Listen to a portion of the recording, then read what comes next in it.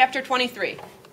Look out, here comes the monster, screamed a chubby fourth-grade boy. It's the monster from outer space. Ah, it's so ugly, yelled his skinny friend. Don't let it touch you, warned a girl with pink glasses, or you'll turn into a monster, too. Bradley ran at them. They scattered and regrouped like pigeons. He sat down to eat his lunch. It sure is a stupid monster, shouted a third grader.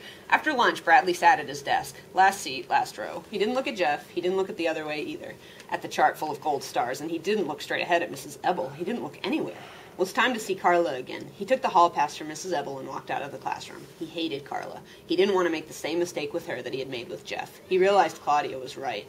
Carla didn't like him. That was just her job. She was waiting for him outside the door. "Hello, Bradley," she said as she held out her hand. "It's a pleasure to see you today. I appreciate your coming to see me." He walked past her and sat down at the round table. She sat across from him. She was wearing a long-sleeve white shirt with 2 triangles on it, one red and one blue. "Did you make a list of topics to discuss?" she asked. "No, you're the teacher." So you're the one who has to say what we talk about, not me. That's your job."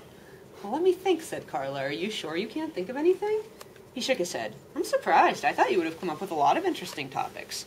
"Well, in that case, we'll have to talk about school. Shall we start with homework?" "Monsters from outer space," he replied. "Monsters from outer space," he repeated. "You said I could pick the topic. I want to talk about monsters from outer space." "What a wonderful topic," said Carla. "The only way to kill them is with a ray gun," said Bradley. "Regular guns or even hand grenades and atomic bombs won't kill them. You need a ray gun." He stood up and pretended to shoot a ray gun, making a noise that sounded like a cross between a machine gun and a horse.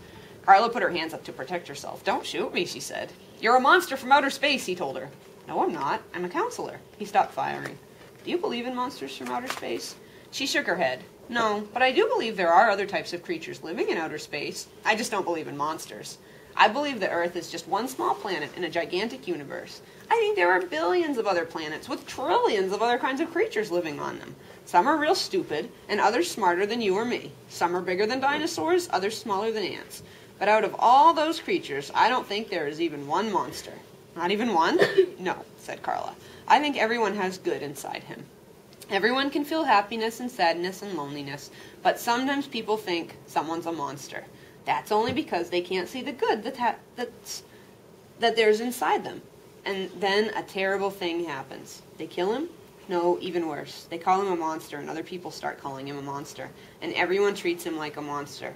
And then, after a while, he starts believing it himself. He thinks he's a monster too, so he acts like one. But he still isn't a monster. He still has lots of good buried deep inside him." I want to know if you guys are making any connections right now. I want you to turn and talk to someone beside